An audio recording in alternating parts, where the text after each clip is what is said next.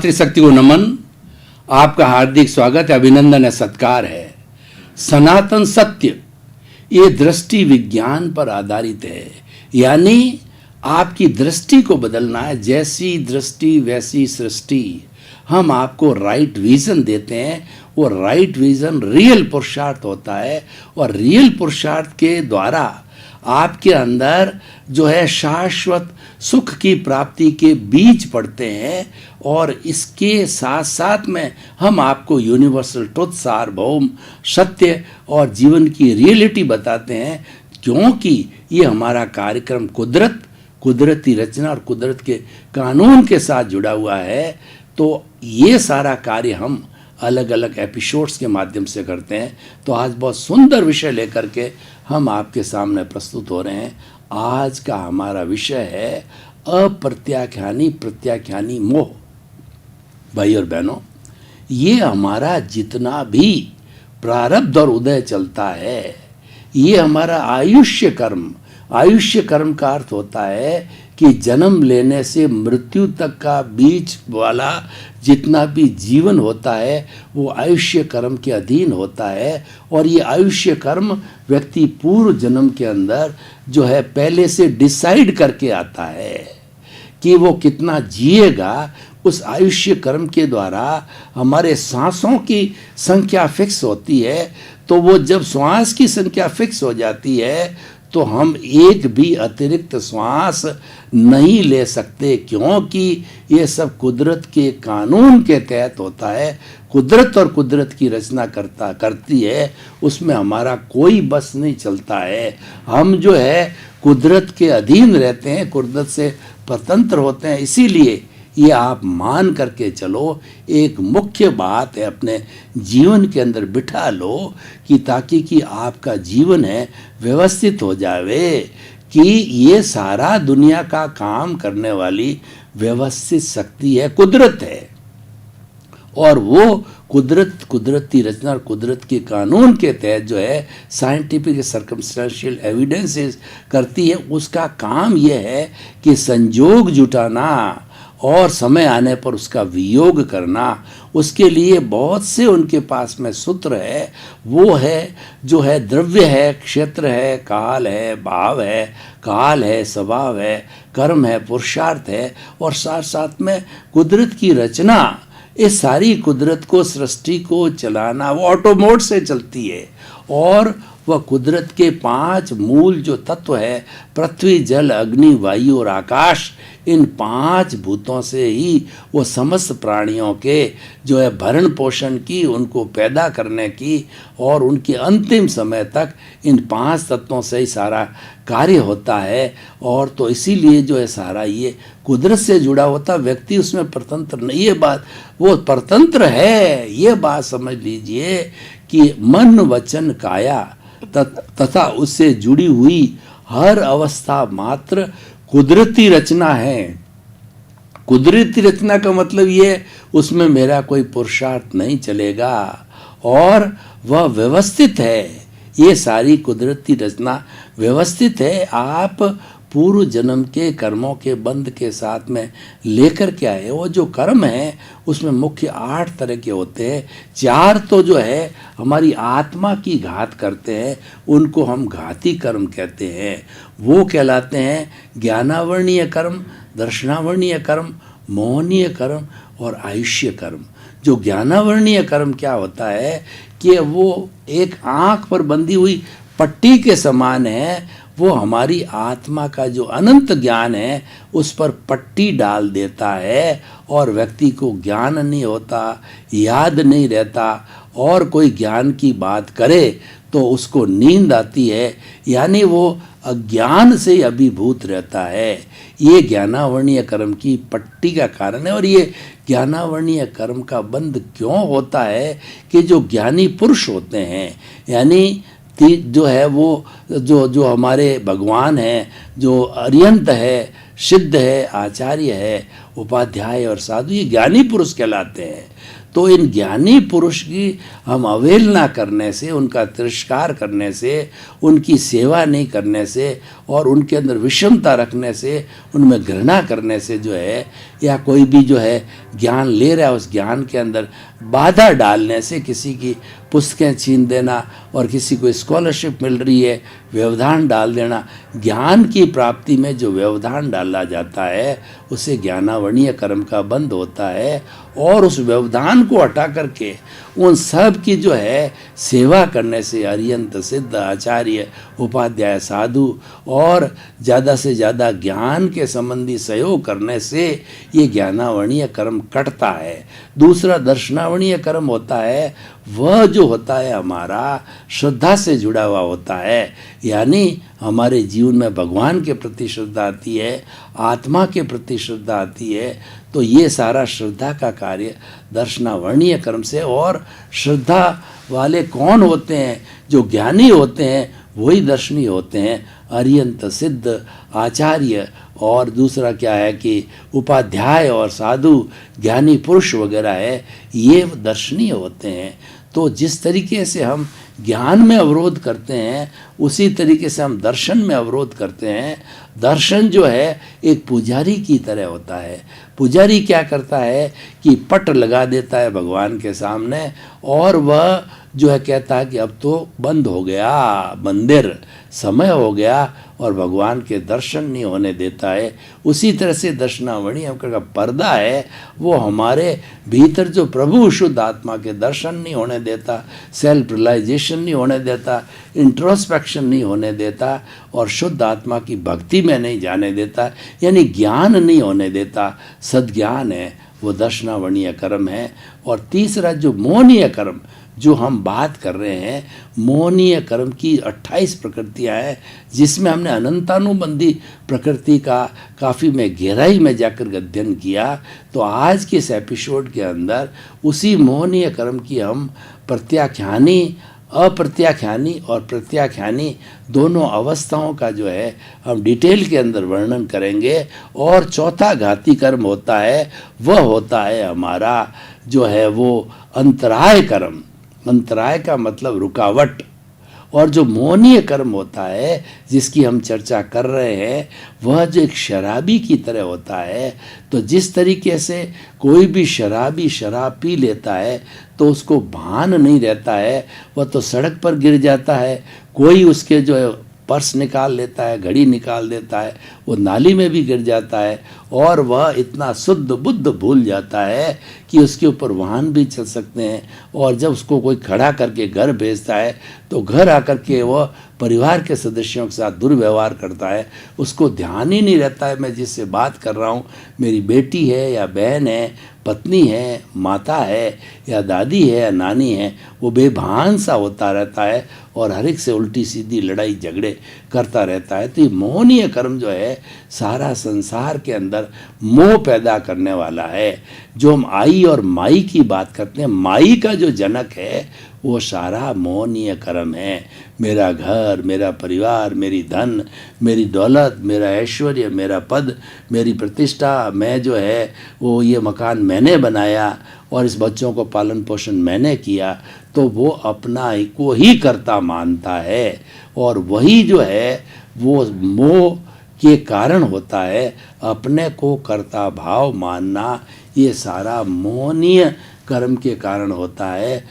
और मोहनीय कर्म जब सबसे ज़्यादा डोमिनेट हो जाता है तो व्यक्ति जो है जीवात्मा मूड बना रहता है। तो जब हल्का पड़ता है तो उसके बाद में अंतरात्मा होता है, उसको सद्ज्ञान मिलता है गुरु के द्वारा या जो ज्ञानी पुरुष के द्वारा, तब मोहनीय कर्म जो है अनंतानुबंधी हट जाता है। और अब देखिए, अब हम उस मोहनीय कर्म की बात कर रहे हैं, उसके अंदर जो है अप्रत्याख्यानी और प्रत्याख्यानी, यानी जो हमारे गुणस्थान हैं, जो पहला गुणस्थान होता है वह जो है पूरा दर्शन मोहनीय का गुण, मिथ्या दृष्टि गुणस्थान होता है। व्यक्ति के अंदर उल्टी समझ होती है सारी, उसको कहते हैं वो पहले को मिथ्यात्व गुणस्थान। और दूसरा होता है वह गुणस्थान 6 वालिका की होता है, यानी 11वें गुणस्थान से कोई भी अगर जीव गिरता है तो वह टच होता है दूसरे गुणस्थान पर, यानी उसको जो है वो स्वाद जो है उपशांत मोह का होता है, वो ठेठ आकर के, क्योंकि पूरा क्षय नहीं किया होता है, उपशांत होता है, वो भड़क जाता तो नीचे गिर जाता है। और तीसरे गुणस्थान वाला मिश्र गुणस्थान होता है, तो मिश्र गुणस्थान वाला जो है वह समझ नहीं पाता है कि आत्मा है या नहीं है, उसको जो है दुविधा रहती है, अज्ञानी टाइप ही होता है। और जो चौथा होता है वो अप्रत्याख्यानी होता है, जिसमें देवता लोग वगैरह होते हैं। देवता जो लोग होते हैं वो प्रत्याख्यान नहीं कर सकते। इसका मतलब ये है कि वो सीधी आत्मा की अनुभूति नहीं कर सकते।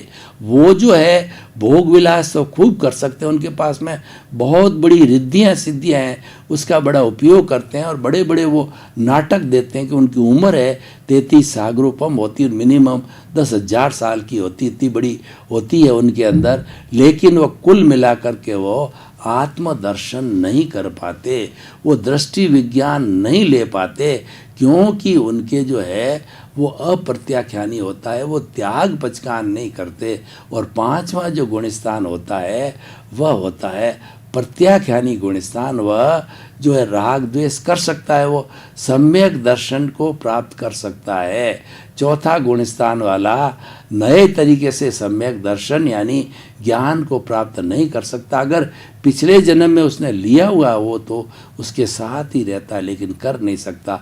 अब मैं जो है अप्रत्याख्यानी और प्रत्याख्यानी मोह की जो है थोड़ी स्थिति बताना चाहता हूँ कि देखिए, रूपक के रूप में जो अप्रत्याख्यानी जो मोहनीय होता है, जो कि त्याग नहीं कर सकता, जो कि जो हमारे वो दृष्टि विज्ञान को प्राप्त नहीं कर सकता, जो कि सम्यक दर्शन को प्राप्त नहीं कर सकता, वह जो है वह एक लकड़ी है। उस लकड़ी के अंदर लकीर खींचने वाली बात होती है।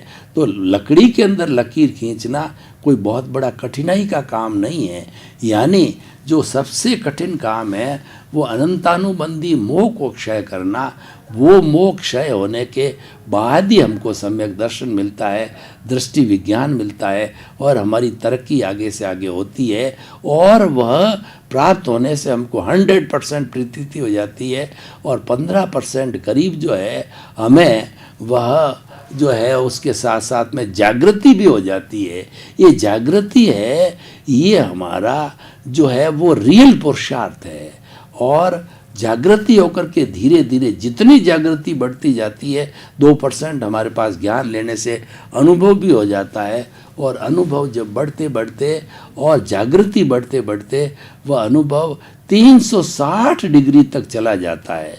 जागृति लक्ष्य होता है, जागृति जो है हमारा शुद्ध भाव है, जागृति हमारा जो है वो दृष्टि विज्ञान है। उसके अंदर पुण्य का बंध नहीं होता, क्योंकि ये शुद्ध भाव है, उसमें सीधा कनेक्शन हमारी शुद्ध आत्मा भगवान से होता है। और अगर हम शुभ भावों से रहते हैं तो शुभ भाव तो मन वचन काया की जो है शुभ प्रवृत्ति के द्वारा होते हैं, क्योंकि वो मन वचन काया से किया जाता है, इसलिए वो रिलेटिव पुरुषार्थ है। हम उसको बुरा नहीं मानते हैं, वो भी करते हैं लोग। देखिए, हम आपको ये बताना चाहते हैं कि हमको जोधपुर से बॉम्बे जाना है, तो हमारे पास में एक विकल्प तो ट्रेन का विकल्प है जो 24 घंटे लगाएगी, और एक फ़्लाइट का अगर हम विकल्प लेते हैं तो हम घंटे भर के अंदर वहाँ पर पहुँच जाते हैं।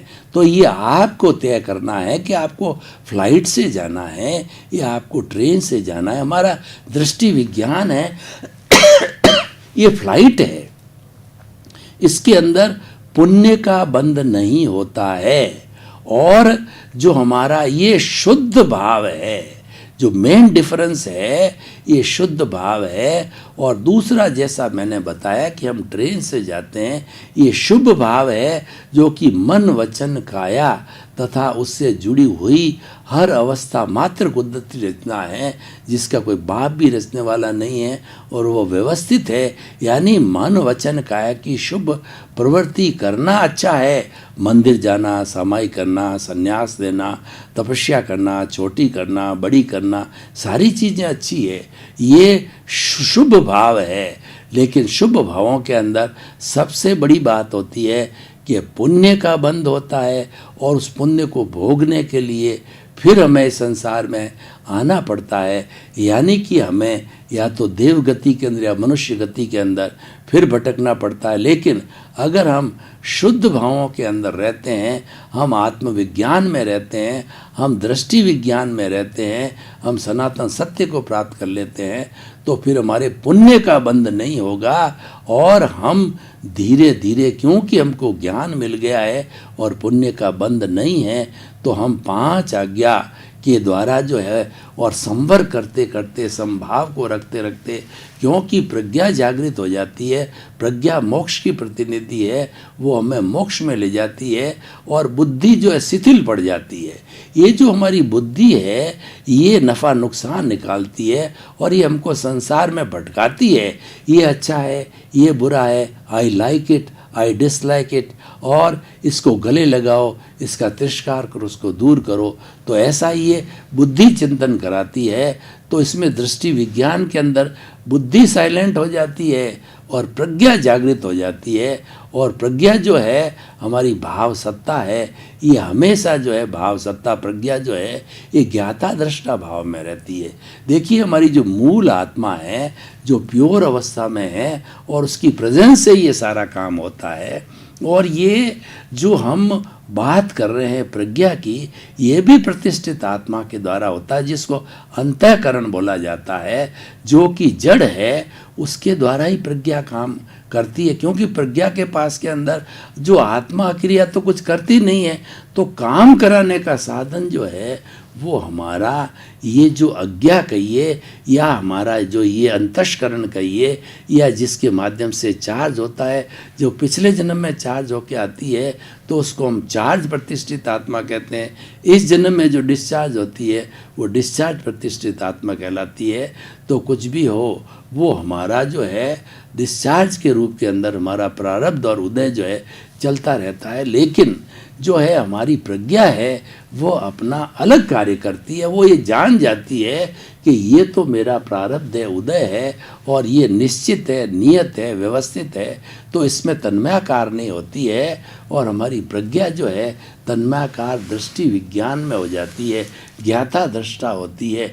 ज्ञाता दृष्टा मतलब कि जिस प्राणी के जैसे मेरे शरीर में वो निवास कर रही है, तो वो देखती है कि सोहन राजपुतले के मन वचन काया जो है वह क्या क्रिया कर रहे हैं, उनको जानना और देखना। जो भगवान महावीर ने 12.5 वर्ष की जो है वो एज ए जो है वो भिक्षु के रूप में, साधु के रूप के अंदर जो चर्या की थी, वो केवल ज्ञान प्राप्त होने के पहले वो ज्ञाता दृष्टा की क्रिया थी। और वो जो है इस शरीर के मन वचन काया के ज्ञाता दृष्टा बने रहे।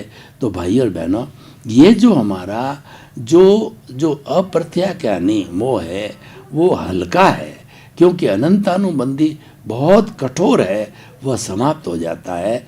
और ये हल्का कैसे है कि जैसे कि जो है हम एक लकड़ी के अंदर लकीर खींचते हैं, थोड़े से परिश्रम से खींच जाती है, और जो दूसरा जो है वो प्रत्याख्यानी है, वह जो है वो बालू रेत के ऊपर जो है वो लकीर खींचने के समान है। फिर हवा चली तो लकीर मिट जाती है। यानी वह मोह जो है गहरा नहीं है, अनंतानुबंधी बहुत गहरा मोह है।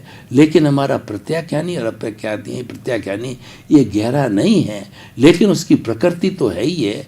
तो हमने ये शुद्धिकरण के द्वारा प्राप्त होता है।